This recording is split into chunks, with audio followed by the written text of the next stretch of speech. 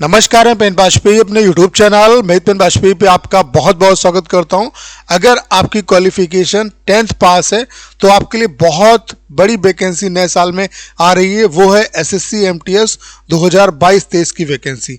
और सबसे बड़ी खास बात क्या है कि 2022 एमटीएस 2022 और एमटीएस 2023 ये दोनों वैकेंसी आपकी 2023 में आपकी आ रही हैं और इन दोनों की एग्ज़ाम डेट भी आ गई है। एमटीएस 2022 का जो एग्ज़ाम है वो आपका अप्रैल में होगा और 2023 का एग्ज़ाम जो है वो अगस्त में होगा, यानी कि इन दो एग्ज़ाम्स के बीच में केवल 3 महीने का फासला है। तो ढेर सारी वैकेंसी आने वाली हैं इस बार। कितनी क्या वैकेंसी रह सकती है उसके बारे में आपको बताऊंगा।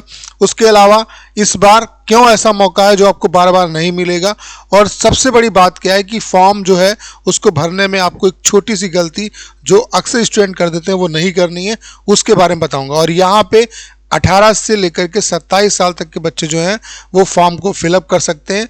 तो इसका जो आपका मतलब नोटिफिकेशन है 2022 का, वो तो आपको पता है कि 17 तारीख को आएगा, यानी कि बहुत जल्द आपका नोटिफिकेशन आने वाला है। कल आपका नोटिफिकेशन आ जाएगा। तो आप लोग देख पा रहे होंगे एसएससी का कैलेंडर, आपको मैं दिखा देता हूँ। पॉइंट नंबर 3 में एमटीएस 2022 के बारे में देखो दिया हुआ है कि एमटीएस 2022 का जो नोटिफिकेशन है वो 17 जनवरी को आपका आएगा और 17 जनवरी से लेकर के 17 फरवरी तक आप फॉर्म भर पाएंगे और आपका जो एग्ज़ाम है वो अप्रैल में होगा।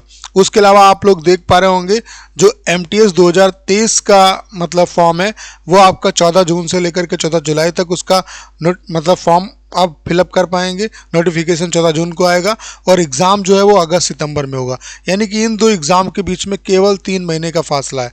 तो बहुत बड़ी अपॉर्चुनिटी है आप सभी एस्पिरेंट के लिए कि एमटीएस की एक साल में 2-2 वैकेंसी आ रही हैं। उसके अलावा इस बार काफ़ी अच्छी वैकेंसी रहने वाली है। इसका रीज़न ये है, एक तो गवर्नमेंट जो है वो मिशन मोड पे काम कर रही है वैकेंसी के लिहाज से। पीएमओ की तरफ से ये क्लियरली मेंशन है कि मतलब हमारे जो प्रधानमंत्री उन्होंने डायरेक्टली जो निर्देश हैं वो दिए हैं कि 10 लाख रिक्रूटमेंट वो करेंगे केवल 2023 में। तो उसका असर आप लोगों को दिख रहा होगा कि सीजीएल में अच्छी खासी वैकेंसी है, सीएचएसएल में भी अभी वैकेंसी और बढ़ेंगी और यहाँ पे एमटीएस में भी काफ़ी अच्छी वैकेंसी रहने वाली है। क्यों? क्योंकि वैकेंसी मिशन मोड पे चल रही है।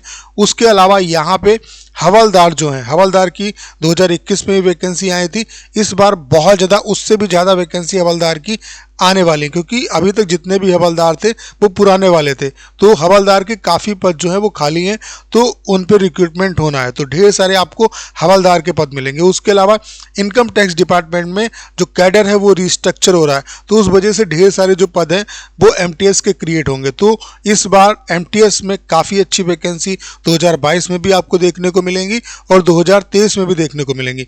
यहाँ पे आपका जो सिलेबस है वो वही है, आपके 4 सब्जेक्ट पूछे जाएंगे, इंग्लिश, उसके अलावा आपका जीएस, मैथ्स और रीजनिंग। हाँ, एक चीज़ ये भी है कि एसएससी ने सीजीएल और सीएचएसएल का पैटर्न चेंज किया है, तो मे भी इसका पैटर्न जो है वो चेंज हो सकता है कि टीयर 1 और टीयर 2, चूंकि अभी क्या है कि टीयर 2 डिस्क्रिप्टिव एग्जाम होता है, तो मे भी एसएससी डिस्क्रिप्टिव को हटा रही है।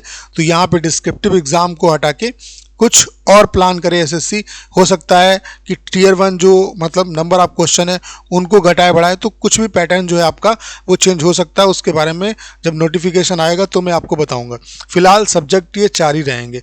तो बम्पर वैकेंसी आने वाली है, ऐसा मौका आपको दोबारा क्यों नहीं मिलेगा, क्योंकि ये पहली बार आपको अपॉर्चुनिटी मिल रही है कि 2 एमटीएस की वैकेंसी लगातार 3 महीने के अंदर आपको मतलब दोनों एग्जाम देने को मिलेंगे। ये पहली बार ऐसा हो रहा है और दिसंबर 2023 तक इनका प्रोसेस भी दोनों का कंप्लीट भी हो जाएगा, क्योंकि मिशन मोड पे एसएससी जो है वो काम कर रही है। तो डायरेक्टली यहाँ पे मतलब कि कहा गया है ऊपर से इंस्ट्रक्शन से कि जितने भी रिक्रूटमेंट हैं उनमें काफ़ी फास्ट तरीके से काम होगा और 2022 से एसएससी डीबी आपका नहीं कराएगा, डायरेक्ट फाइनल रिजल्ट आपका आएगा, तो इसलिए प्रोसेस काफ़ी फास्ट चलेगा।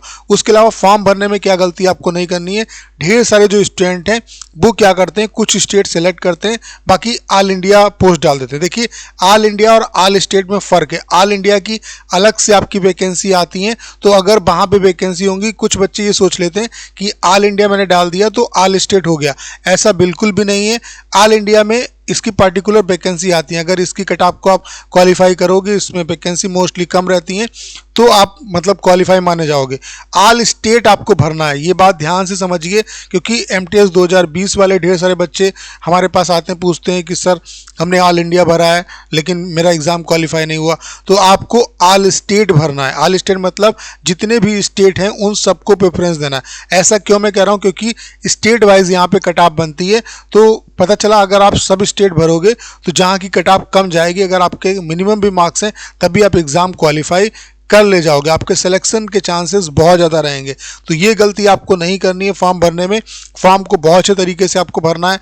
जो फोटो वगैरह है, जो एसएससी ने नोटिफिकेशन अभी निकालेगा, उसमें क्लियरली सब कुछ बताया होगा। उस तरीके से आपको सारी चीज़ें आपको देख के मतलब समझ के सारी चीज़ों को भरना है। अभी जब नोटिफिकेशन आएगा तो उसके बारे में आपको बता दूंगा।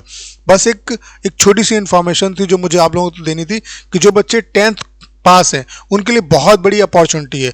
उसके अलावा जो बच्चे CHSL एग्ज़ाम की प्रिपरेशन कर रहे हैं, CGL की प्रिपरेशन कर रहे हैं, वो भी इस वैकेंसी में ज़रूर फॉर्म डालें, क्योंकि ये जो है इसमें आप आसानी से जॉब ले सकते हैं। एक बार जॉब अगर आपको मिल जाती है तो फिर आपकी जो अदर एग्ज़ाम है, जो आपका टारगेट है, वहाँ पर भी आप पहुँच जाते हैं। तो पहले आपकी प्रायोरिटी होनी चाहिए जॉब। तो इसमें भी आप अप्लाई करिए, बहुत अच्छी अपॉर्चुनिटी है। 2023 का जो साल है, ये वाला जो साल है, वो एक बहुत बड़ी अपॉर्चुनिटी आपके लिए लेके आ रहा है, क्योंकि 2024 में इलेक्शन है। तो जितनी भी रिक्रूटमेंट है, जितनी भी वैकेंसी है, वो काफ़ी अच्छे तरीके से उनका प्रोसेस चलेगा, कोई लेट लतीफ़ी नहीं होगी। तो इस बार आपको जॉब लेना ही लेना है। तो उम्मीद करता हूँ एक छोटी सी इन्फॉर्मेशन थी जो मुझे आप लोगों से शेयर करनी थी। आपको करना क्या है, इस वीडियो को ज़्यादा शेयर करना है। उसके अलावा अगर आप चैनल पर नए हैं और आपने अभी तक इसे सब्सक्राइब नहीं किया है तो प्लीज़ चैनल को सब्सक्राइब करना मत भूलिएगा।